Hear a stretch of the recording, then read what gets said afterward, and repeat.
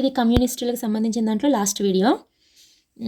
Next question, CPIM అంటే communist party వాళ్ళ అధికారిక పత్రిక ఏది? Option 1 Visalaandhra, option 2 Prajasakti, option 3 Rajakeeya Shakti, option 4 Navayuga. Right answer is Prajasakti. Prajasakti అనేది మనకి కమ్యూనిస్టుల యొక్క అధికారిక పత్రిక, వాళ్ళ అధికారిక పత్రిక ప్రజాశక్తి.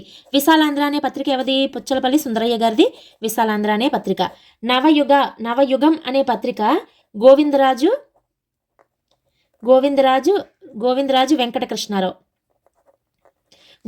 వెంకటకృష్ణారావు గారిది నవయుగం అనే పత్రిక. సో ఇక్కడ కమ్యూనిస్టుల అధికారిక పత్రిక అనేటప్పటికీ Prajasakti is right answer. Next question, Charu Majumdar కాసు సన్యాళ్ళు ఆర్థిక సాంఘిక సమానత్వాన్ని విప్లవ పోరాటం ద్వారా సాధించడం కోసం వెస్ట్ బెంగాల్లో పశ్చిమ బెంగాల్లోని నక్సల్బరీ గ్రామం నుంచి నక్సలైట్ ఉద్యమాన్ని ఏ సంవత్సరం నుంచి ప్రారంభించారు? Option 1 1965, option 2 1967, option 3 1970, option 4 1975. Right answer is 1967. 1967లో మనకి ఈ చారు ముజుందార్ కాసు సన్యాల్ అనే వ్యక్తులు వెస్ట్ బెంగాల్లో నక్సల్బరీ అనే ప్రాంతం నుంచి ఉద్యమాన్ని ప్రారంభిస్తారు. అందుకే ఇది నక్సలైట్ ఉద్యమం అవుతుంది. దీని ప్రభావము మనకి శ్రీకాకుళంలో అప్పటికి రైతు యాత్రలు అనేవి ప్రారంభమవుతాయి.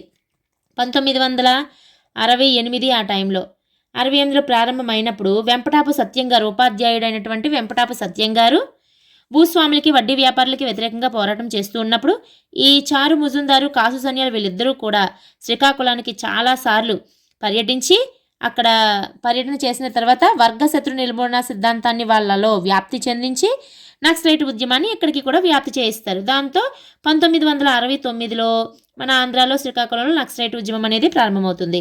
So right answer is 1967. Next question, NG Ranga స్థాపించిన కృషికార్ లోక్ పార్టీ 1952 ఎన్నికల్లో ఎన్ని శాసనసభ స్థానాలు గెలుచుకుంది? Option 1 10, option 2 15, option 3 20, option 4 18.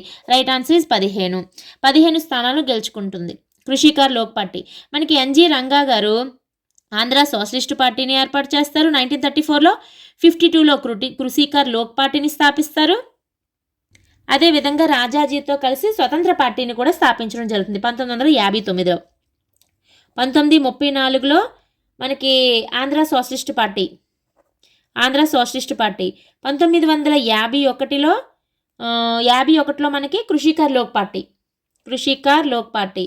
అలాగే 1959లో రాజాజీ గారితో కలిసి స్వతంత్ర పార్టీ ఏర్పాటు చేస్తారు. 94లో ఏర్పాటు చేసినటువంటి ఆంధ్ర సోషలిస్ట్ పార్టీ అనేది కమ్యూనిస్టుల చేతిలోకి వెళ్ళిపోతుంది. 51లో ఏర్పాటు చేసిన కృషికార్ లోక్ పార్టీ తర్వాత 52లో జరిగినటువంటి ఎన్నికల్లో 15 సీట్లను గెలుచుకుంటుంది. అదే సమయంలోని టంగుటూరి ప్రకాశం పంతులు గారి యొక్క పార్టీ 20 సీట్లు గెలుచుకుంటుంది. అది ప్రజా సోషలిస్ట్ పార్టీ. టంగుటూరి ప్రకాశం పంతులు గారిది ప్రజా సోషలిస్ట్ పార్టీ అనమాట. ఈ పార్టీ 20 సీట్లు గెలుచుకోవడంతోనే కమ్యూనిస్టు పార్టీకేమో 41 సీట్లు వస్తాయి అదే ఎన్నికల్లో. ఈ కమ్యూనిస్టు పార్టీకి వచ్చినటువంటి 41 సీట్లు ఈ టంగుటూరి ప్రకాశం పంతులు గారికి వచ్చిన 20 సీట్లతో పొత్తు పెట్టుకొని ప్రభుత్వాన్ని ఏర్పాటు చేసి టంగుటూరి ప్రకాశం పంతులు గారిని ఆంధ్ర రాష్ట్ర ముఖ్యమంత్రిగా ప్రకటిస్తారనమాట. ఆ తర్వాత అతను కమ్యూనిస్టు భావాలను తట్టుకోలేక రాజీనామా చేయడంతో రాష్ట్రపతి పాలన విధించడం జరుగుతుంది. సో ఇక్కడ ఎన్జి రంగా గారు కృషికార్ లోక్ పార్టీ అనేది 15 సీట్లు గెలుచుకుంది. నెక్స్ట్ క్వశ్చన్, 1953లో ఆంధ్ర రాష్ట్ర ఎన్నికల్లో కమ్యూనిస్టులు ఎన్ని శాసనసభ స్థానాలు గెలుచుకున్నారు? Option 1 40, option 2 41, option 3 20, option 4 15. Right answer is 41. నేను ఆల్రెడీ ముందు బిట్లో చెప్పాను. కమ్యూనిస్ట్ పార్టీ ఏమో 41 సీట్లు గెలుచుకుంటుంది. ఇది ప్రజా సోషలిస్ట్ పార్టీ టంగుటూరి ప్రకాశం పంతులు గారిదేమో 20 సీట్లు గెలుచుకుంటుంది. అండ్ కృషికార్ లోక్ పార్టీ అనేది ఆచార్య ఎన్జి రంగా గారిది 15 సీట్లు గెలుచుకుంటుంది. So right answer is 41. Andhra రాష్ట్ర మొదటి ముఖ్యమంత్రి ఎవరో మనందరికీ తెలిసిందే, టంగుటూరి ప్రకాశం పంతులు గారు. నెక్స్ట్ క్వశ్చన్, దేవాలయాలపై బూతుబొమ్మలు ఎందుకు అనే గ్రంథాన్ని రచించిన హేతువాది ఎవరు? Option 1 Sivasankara Sastri, option 2 Tapi Dharmarao, option 3 Puchalapalli Sundarayya, option 4 Kompella Janardhan Rao. Right answer is Tapi Dharmarao. Tapi Dharmarao గారు అనగానే మనకి గుర్తొచ్చేది ఏంటి? జనవాణి అనే పత్రిక. 1927లో తెనాలిలో మనకి ఇతను ఆంధ్ర బ్రాహ్మణేతర రచయితల సమావేశానికి హాజరవుతాడు, అధ్యక్షత వహిస్తాడు అనమాట. బ్రాహ్మణేతర రచయితల సమావేశానికి ఇతను స్త్రీలపైన జరుగుతున్నటువంటి అరాచకాలను నిర్బంధాలను తన రచనల ద్వారా సమాజానికి తెలియజేయాలనుకుంటాడు. దానిలో భాగంగానే దేవాలయాల సంస్కృతిలో ఎప్పటి నుంచో దేవాలయ సంస్కృతిలో ఉన్నటువంటి దేవాలయాలపైన ఉన్న బూతుబొమ్మలపైన పరిశోధన చేసి పరిశోధనాత్మకత గ్రంథం ఇది రాస్తారు. దేవాలయంపై బూతుబొమ్మలు ఎందుకనే పరిశోధనాత్మకమైన గ్రంథం ఇది ఇతుంది. ఈ గ్రంథాన్ని రాయడం జరుగుతుంది. ఎవరు? తాపి ధర్మారావు గారు. ఇతనికి గల బిరుదు ఆంధ్ర విశారద. ఆంధ్ర విశారద బిరుదు ఎవరిది? తాపి ధర్మారావు గారిది. ఇతని రచనలకు వచ్చేటప్పటికి కొత్తపాలి, పాతపాలి. పాతపాలి అనేది ఖండకావ్య సంపుటి. పాతపాలి, కొత్తపాలి, పాతపాలి. పాతపాలి అనేది మనకి ఖండకావ్య సంపుటి. అలాగే ఇతని యొక్క ఆత్మకథ రాళ్ళు రప్పలు. రాళ్ళు రప్పలు అనేది ఇతని యొక్క ఆత్మకథ. పెళ్ళి, దాని పుట్టు పూర్వోత్తరాలు, ఆల్ ఇండియా అడుక్కుతునే వాళ్ళ మహాసభ, ఇనుప కచ్చడాలు, సాహితీ మొరమరాలు, ఇవన్నీ కూడా ఎవరివి? తాపి ధర్మారావు గారివి. ఇతని పత్రికలు జనవాణి ఒకటి, ప్రజాతంత్ర ఒకటి, కాగడ ఒకటి. ప్రజాతంత్ర ఒకటి అండ్ కాగడ అనే పత్రిక కూడా ఎవరిది? తాపి ధర్మారావు గారిది. So right answer is Tapi Dharmarao. మనకి ఇక్కడ శివశంకర శాస్త్రి అనగానే మనకి ప్రతిభ అనే పత్రిక గుర్తుకు రావాలి. ప్రతిభ పత్రిక ఎవరిది? శివశంకర శాస్త్రి గారిది. కొంపెల్ల జనార్దన్ రావు గారు అనేటప్పటికి మనకి ఉదయిని అనే పత్రిక, ఉదయిని అనే పత్రిక కొంపెల్ల జనార్దన్ రావు గారిది. అండ్ పుచ్చలపల్లి సుందరయ్య గారు అనేటప్పటికి మనకి విశాలాంధ్ర అనే పత్రిక, విశాలాంధ్ర అనే పత్రిక Puchalapalli Sundarayya. So right answer is Tapi Dharmarao. Next question, NG Ranga రైతు రక్షణ కేంద్రాన్ని ఎక్కడ ఏర్పాటు చేశారు, ఎక్కడ స్థాపించారు? Option 1 Chebrolu, option 2 Nidubrolu, option 3 Mangalagiri, option 4 Addanki. Right answer is Nidubrolu. నిడబ్రోలులోని ఎన్జి రంగా గారు రైతు శిక్షణ కేంద్రాన్ని ఏర్పాటు చేస్తారు, స్థాపిస్తారు. నిడబ్రోలు అనగానే మనకి ఎక్కడ? గుంటూరు. గుంటూరులోని ఇతను ఏర్పాటు చేసినటువంటి రైతు శిక్షణా కేంద్రము, దాని పేరు ఏంటంటే రామనీడు గ్రామీణ శిక్షణా సంస్థ. రామనీడు గ్రామీణ శిక్షణ సంస్థ. దీన్ని నిడబ్రోలు అంటే ఎక్కడ? గుంటూరులో ఏర్పాటు చేయడం జరుగుతుంది. ఇతను అవే కాదు, మనకి ఆంధ్ర రైతు సంఘము, ఆంధ్ర జామీన్ సంఘము, అఖిల భారత కిసాన్ సభ కూడా ఏర్పాటు చేయడం జరుగుతుంది. So right answer is Nidubrolu. Next question, Darsi Chenchayya రాసిన పుస్తకం ఏది? ఆప్షన్ 1 నేను నా రాష్ట్రము, ఆప్షన్ 2 నేను నా దేశము, ఆప్షన్ 3 నేను నా పార్టీ, ఆప్షన్ 4 నేను నా కుటుంబము. రైట్ ఆన్సర్ ఈజ్ నేను నా దేశము. ఇది బిట్టి చాలాసార్లు మనం డిస్కస్ చేయడం జరిగింది. నెక్స్ట్ క్వశ్చన్, 1964లో కమ్యూనిస్ట్ పార్టీ 2గా చీలటానికి కారణం ఏమిటి? ఆప్షన్ 1 1962లో చైనా భారత్పై దాడి చేసినప్పుడు కమ్యూనిస్టులు చైనాకు మద్దతు పలకడం. ఆప్షన్ 2 ఆధిపత్య ధోరణి. ఆప్షన్ 3 ప్రజాకర్షక లేకపోవడం. ఆప్షన్ 4 కాంగ్రెస్ గెలవడం. రైట్ ఆన్సర్ ఈస్ ఆప్షన్ 1 1962లో మనకి చైనా భారత్ పైన దాడి చేసినప్పుడు కమ్యూనిస్టులు చైనాకు మద్దతు పలకడం. అయితే 64లో చీలిక ఏర్పడటానికి, అంతకు ముందు కూడా కమ్యూనిస్టులు ఓడిపోవడానికి కారణము 1942లో క్విట్ ఇండియా ఉద్యమంలో కూడా మనకి వీళ్ళు చైనాకు మద్దతు క్విట్ ఇండియా ఉద్యమంలో బ్రిటిష్ వారికి మద్దతు పలుకుతారు. బ్రిటిష్ వారికి మద్దతు పలికి మనకి క్విట్ ఇండియా ఉద్యమానికి రమ్మని పిలుపునిచ్చినప్పుడు గాంధీ గారు ఈ కమ్యూనిస్టులు వెళ్లరు, వీళ్ళు బ్రిటిష్ వారికి మద్దతు పలుకుతారు. దాంతోనే ప్రజల యొక్క మద్దతు కోల్పోయి తర్వాత జరిగిన ఎన్నికలలో ఓడిపోవడం జరుగుతుంది. అదేవిధంగా సేమ్ 62లో చైనా భారత్పై దాడి చేసినప్పుడు కూడా కమ్యూనిస్టులు చైనాకు మద్దతు పలుకుతారు. సో దానివల్ల ఆటోమేటిక్గా 1962లో చీలిక అనేది ఏర్పడుతుంది. నెక్స్ట్ క్వశ్చన్, ఈ క్రింది వాళ్ళలో తాపి ధర్మారావు రచన ఏది? ఆప్షన్ 1 భవనము, ఆప్షన్ 2 ఇనుప కచ్చడాలు, ఆప్షన్ 3 రాతి దర్వాజా, ఆప్షన్ 4 ప్రాచీన దేవాలయాలు. రైట్ ఆన్సర్ ఈజ్ ఇనుప కచ్చడాలు, సాహితీ మొరమరాలు, అలాగే ఆల్ ఇండియా అడుక్కు తినే వాళ్ళ మహాసభ, ఇవన్నీ కూడా నేను ఇంతకుముందు బిట్లో చెప్పడం జరిగింది. సో రైట్ ఆన్సర్ ఈజ్ ఇనుప కచ్చడాలు. నెక్స్ట్ 1945లో విశాలాంధ్ర ఉద్యమాన్ని చేపట్టి విశాలాంధ్ర పత్రికను ఎవరు స్థాపించారు? Option 1 Puchalapalli Sundarayya, option 2 Chandra Rajeswara Rao, option 3 Tarimela Nagi Reddy, option 4 Acharya NG Ranga. Right answer is Puchalapalli Sundarayya. ఇతనే 1945లో విశాలాంధ్ర ఉద్యమాన్ని చేపట్టి విశాలాంధ్ర పత్రికను స్థాపించారు. విశాలాంధ్ర ఉద్యమాన్ని చేపట్టారు అంటే విశాలాంధ్ర అనేది ఏర్పాటు చేయడం ద్వారా కమ్యూనిస్టు ప్రభుత్వాన్ని ఏర్పాటు చేయవచ్చు అనే ఉద్దేశంతో ఇతను ఆ ఉద్యమానికి నాంది పలికినటువంటి వ్యక్తి. ఎవరు? సుందరయ్య గారు. ఇప్పుడు 1945లో. ఈ తరిమల్లి నాగిరెడ్డి గారు అనగానే మనకి శ్రీకాకుళంలో జరిగినటువంటి రైతు ఉద్యమం, నక్సలైట్ ఉద్యమం ఏదైతే ఉందో ఆ నక్సలైట్ ఉద్యమంలో మనకు ఇతని పేరు వినిపిస్తుంది. 1969లో నక్సలైట్ ఉద్యమం అనేది శ్రీకాకుళంలో జరిగినప్పుడు మనకి అక్కడ తరిమేల నాగిరెడ్డి, నాగభూషణము అండ్ పట్నాయక్, ఆదిభట్ల కైలాసం వీళ్ళందరూ కూడా నక్సలైట్ ఉద్యమంలో ప్రభావితులవుతారు. అక్కడ వస్తారు తరిమేల నాగిరెడ్డి. చంద్ర రాజేశ్వరరావు గారు అనగానే మనకు చెప్పనవసరమే లేదు, మెయిన్ పర్సన్ కమ్యూనిస్టుల్లో. ఆచార్య ఎన్జి రంగా గారు ఆంధ్ర రైతు ఉద్యమ పితామహుడితను.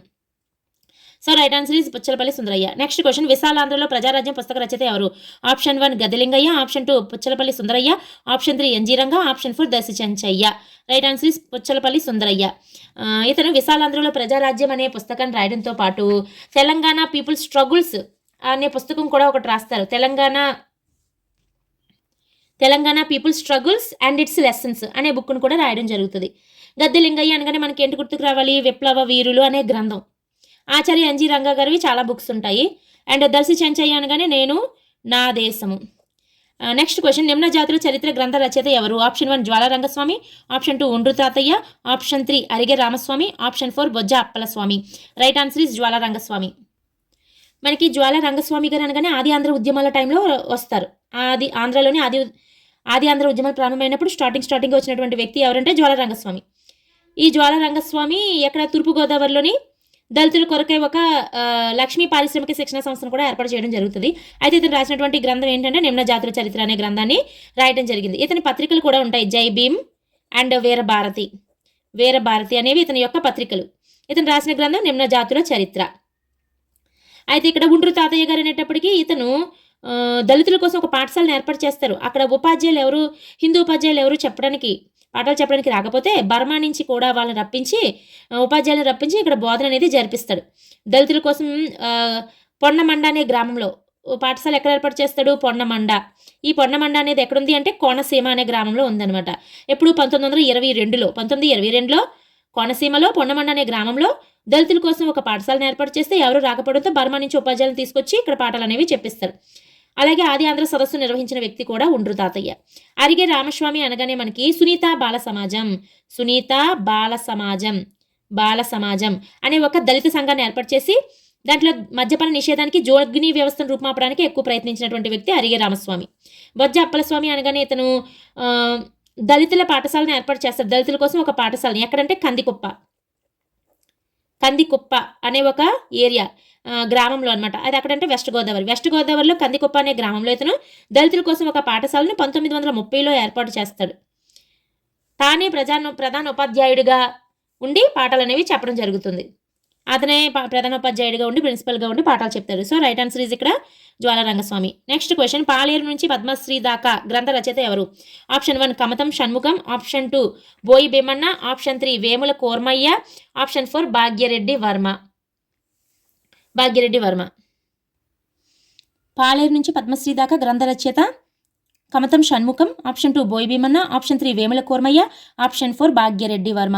Right answer is Boyi Bheemanna. ఈ బోయి భీమన్న అనే వ్యక్తి మనకి పాలేరు నుంచి పద్మశ్రీ దాకా అనే గ్రంథాన్ని రాయడం జరుగుతుంది. ఇతని స్వస్థలం ఏంటంటే ఈస్ట్ గోదావరికి చెందినటువంటి వ్యక్తి.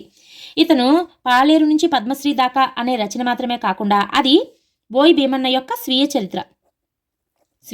బోయి భీమన్న యొక్క స్వీయ చరిత్ర ఏంటి? పాలేరు నుంచి పద్మశ్రీ దాకా. దీనితో పాటు గుడిసెలు కాలిపోతున్నాయి, జానపదం జవాబులు, జన్మాంతర వైరం, మానవుని మరో మజిలీ, పిల్లి శతకం, ఇవన్నీ కూడా ఎవరు రాశారు? బోయి భీమన్న గారే రాశారు. గుడిసెలు కాలిపోతున్నాయి ఒకటి, అండ్ జానపదల జవాబులు ఒకటి, అండ్ జన్మాంతర వైర్యం ఒకటి, అండ్ మానవుని మరో మజిలీ ఒకటి, అండ్ పిల్లి శతకం, ఇవన్నీ కూడా మనకి బోయి భీమన్న గారు రాసినటువంటి గ్రంథాలు. అతని నాటకాలు కూడా ఉంటాయి. కూలీ రాజు ఒకటి, పాలేరు ఒకటి. సో బోయి భీమన్న రాసినదే పాలేరు నుంచి పద్మశ్రీ దాకా అనే రచన. ఇక్కడ వేముల కోర్మయ్య అనగానే మనకి ఇతను దళితుల కోసం వసతి గృహాలను ఏర్పాటు చేసినటువంటి వ్యక్తి.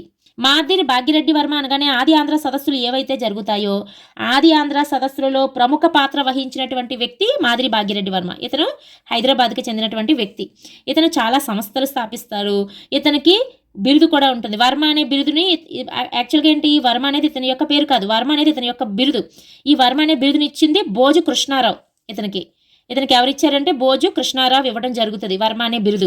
ఇతను చాలా సంస్థలు స్థాపిస్తారు. జగన్ మిత్ర మండలి, వైదిక ధర్మ ప్రచారిణి సభ, అండ్ అహింసా సమాజము, జీవరక్ష ప్రచారక మండలి, విశ్వగృహ పరిచారక సమ్మేళనం, ఇవన్నీ ఇతను స్థాపించినటువంటి సంస్థలు. మనం ఆది ఆంధ్ర సదస్సులు అవి బిట్లు చేసినప్పుడు వాటన్నిటి మీద క్వశ్చన్స్ వస్తాయి. అప్పుడు ఫుల్ ఫ్లెడ్జ్డ్గా దాని గురించి తెలుసుకుందాం.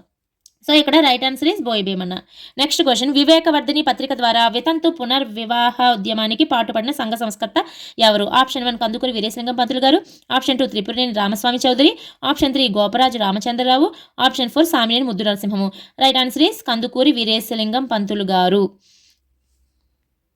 కందుకూరి వీరేశలింగం పంతులు గారు ఈ వివేకవర్ధిని అనే పత్రికను 1874లో ఎప్పుడు ఏర్పాటు చేశారు? 1874లో. ఇతను స్త్రీ విద్యను ప్రోత్సహించడానికి ప్రారంభించినటువంటి పత్రికే మనకి వివేకవర్ధిని అనే పత్రిక, స్త్రీ విద్యను ప్రోత్సహించడం కోసం. అయితే ఈ వివేకవర్ధిని అనే పత్రికకు శాశ్వతంగా చందాదారుడు, ఒక ప్రథమ విదేశీయుడు చందాదారునిగా మారుతాడు. అతనే ఈపీ మెట్కాఫ్ అనే వ్యక్తి మనకి శాశ్వత చందాదారునిగా మారుతాడు వివేకవర్ధిని అనే పత్రిక. ఈ పత్రిక దేనికోసము? స్త్రీ విద్యను ప్రోత్సహించడం కోసం. ఎప్పుడు? 1874లో. ఎవరు స్టార్ట్ చేశారు? కందుకూరి వీరేశలింగం పంతులు గారు. సో ఇక్కడితో మనకి ఈ టాపిక్లో ఈ కమ్యూనిస్టులకు సంబంధించిన క్వశ్చన్స్ అనేవి పూర్తయిపోయాయి. నెక్స్ట్ టాపిక్లో మళ్ళీ నెక్స్ట్ వీడియోతో కలుద్దాము. ఈలోపు ఎవరైనా సబ్స్క్రైబ్ చేసుకోకపోయినట్లయితే ప్లీజ్ లైక్ చేయండి, షేర్ చేయండి, సబ్స్క్రైబ్ చేయండి. మీరు ఎక్కువ మందికి షేర్ చేయడం ద్వారా ఎక్కువ మందికి రీచ్ అవుతుంది. సో నెక్స్ట్ వీడియోలో మళ్ళీ కలుద్దాం. Thank you so much.